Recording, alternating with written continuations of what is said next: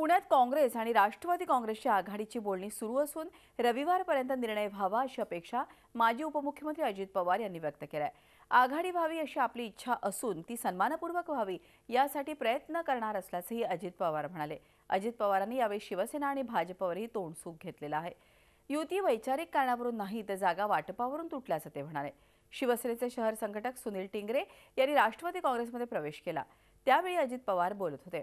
टिंगरे हे मूळचे राष्ट्रवादीचेच होते, मात्र मागील वेळी पालिकेची उमेदवारी मिळाली नसल्याने त्यांनी शिवसेनेमध्ये प्रवेश केला होता। त्यानंतर वडगाव शेरीमधून विधानसभा निवडणूक सुद्धा त्यांनी लढवली होती, मात्र आता पालिका निवडणुकीच्या तोंडावर टिंगरे यांची घर वापसी झाली आहे। वास्तविक महाराष्ट्रातल्या जनतेने ओळखावं, जर एखाद्या पक्षाला किंवा पक्षातल्या नेतृत्वाला आपण ज्यांच्याबरोबर काम करतोय तिथं चुकीच्या लोकांच्या बरोबर काम करतोय आणि 25 वर्ष आपण सडतोय असं जर वक्तव्य केलं तर त्याच्यातनं जनतेने काय बोध घ्यावा याही बद्दल जास्त न बोललेलं बरं। झी 24 तास रहा एक पाऊल पुढे।